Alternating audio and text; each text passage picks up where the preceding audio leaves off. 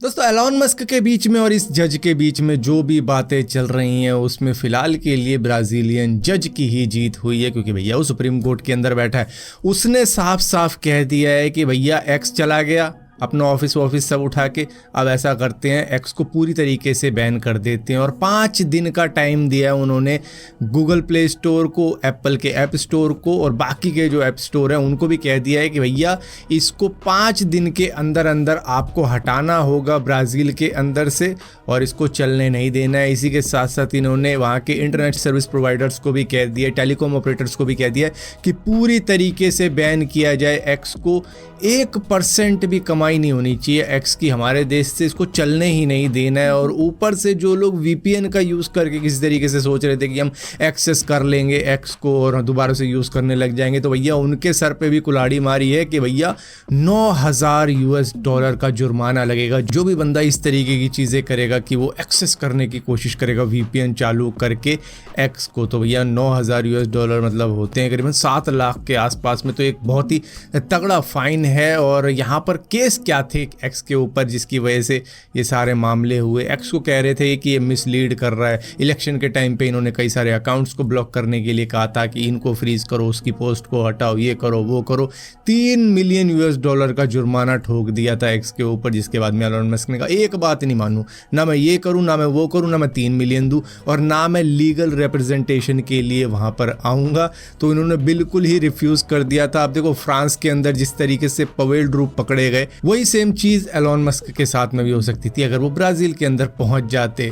तो उन्होंने कोई फाइट लड़ी ही नहीं, उन्होंने कहा भैया तुम्हें ये करना है ना तो ठीक है, हम बंद ही कर रहे हैं, पूरी तरीके से बंद कर रहे हैं, तो हमें करना ही नहीं यहाँ पे काम। तो इस तरीके से उन्होंने तो खैर अपनी जान बचा ली, लेकिन पवेल ड्रूप को वो लड़की ले गई कि चला तुझे फ्रांस घुमाती हूँ, और फ्रांस घुमाने के चक्कर में बेचारा वहीं फंस गया है। अब बेल पे बाहर है, वो भी 46 करोड़ रुपए की। हालांकि ब्राजील के अंदर टेलीग्राम को भी यही सेम बातें कही गई थी जो एक्स को कही गई थी, लेकिन टेलीग्राम ने सारी ही बातें मान ली। उन्होंने कहा भैया सुप्रीम कोर्ट का ऑर्डर है, माननी ही पड़ेगी, तो उन्होंने मान ली। लेकिन एक्स के एलॉन मस्क ने ना मानी। दोस्तों इजराइल के हैक्ड म्यूजियम से एक खबर आ रही है कि एक 4 साल के बच्चे ने 3500 साल पुराना एक जार तोड़ दिया। हालांकि तोड़ा नहीं, मतलब गलती से टूट गया। हालांकि फादर ने यकीन नहीं किया, फादर ने कहा नहीं भाई मेरे बच्चे से ऐसा नहीं हो सकता। उन्होंने काफ़ी इंसिस्ट किया कि नहीं मेरे बच्चे से ऐसा नहीं हो सकता। इसके बाद में जब सीसीटीवी दिखाया गया तो भाई वो मतलब शौक ही हो गया कि यार ये मेरे बच्चे ने कर दिया। 3500 साल पुराना जार तोड़ दिया जो करीबन 1500 या 2200 BC के आसपास में बनाया गया था, और इसको एंट्रेंस पे ही रखा था उन्होंने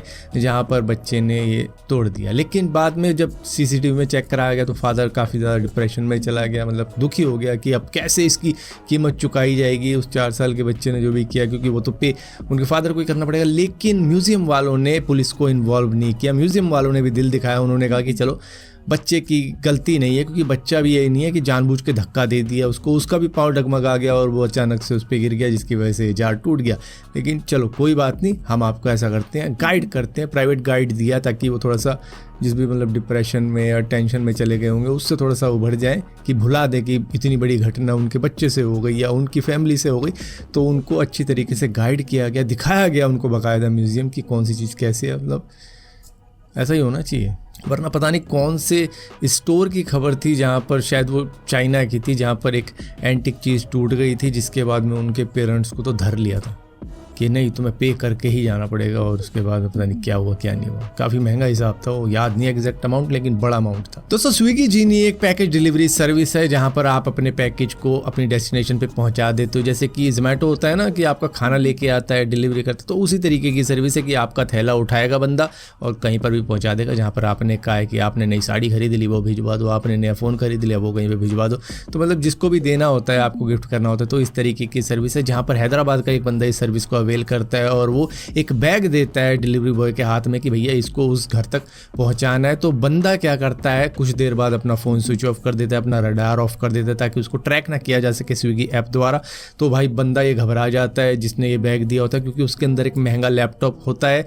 इसके बाद में ये कस्टमर केयर को कॉल करता है, कस्टमर केयर वाला नहीं समझ पाता कि भैया किसको बैग दे दिया तुमने, किसको नहीं दिया, क्योंकि इसके साथ में हुआ ये होता है कि जो डिलीवरी बॉय आया होता है वो किसी और की आईडी पे आया होता है। तो भैया स्विगी कैसे आइडेंटिफाई करेगा, क्योंकि जब वो फोटो दिखाता है कि ये देखो ये बंदा आया था, उन्होंने कहा ऐसा तो कोई हमारे पास है ही नहीं। तो यहाँ पर स्विगी कस्टमर केयर भी कंफ्यूज हो जाता है किसको दे दिया पैकेज। तो यहाँ पर वहाँ से तो इसको कोई भी हेल्प नहीं मिलती, लेकिन उसके बाद में वो जो डिलीवरी बॉय होता है वो ही मैसेज करता है व्हाट्सअप के ऊपर कि मुझे 15,000 रुपये चाहिए तब जाके मैं तुम्हारा लैपटॉप वापस करूँगा। तो भैया अगर इस तरीके की चीज़ें होंगी तो मैं तो यही कहूँगा कि भाई अपनी महंगी चीज़ें मत दो, खुद ही दे के आ जाओ।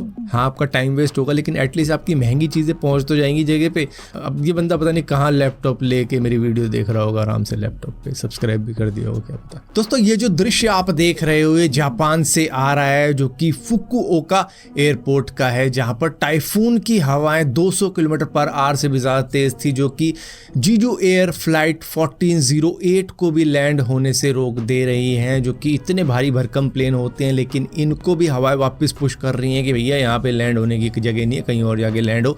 तो यहाँ पर प्लेन बहुत बुरी तरीके से वॉबल कर रहा है, और आपने देखा होगा कि इन द एंड पायलट ने ये डिसाइड किया कि भाई लैंड नहीं किया जा सकता, और उन्होंने अबॉर्ट कर दी लैंडिंग, और सीधा ही स्टीप टेक ऑफ ही कह सकते हैं इसको, जिस तरीके से उन्होंने लिया और सभी पैसेंजर की जान बचाई। क्योंकि अगर इस तरीके से लैंडिंग होती तो शायद ही प्लेन लैंडिंग गियर पे लैंड होता, वो तो शायद अपने पंखों पे लैंड होता, और उसके बाद में वो टूट के डेथ रोल करता मगरमच्छ की तरह।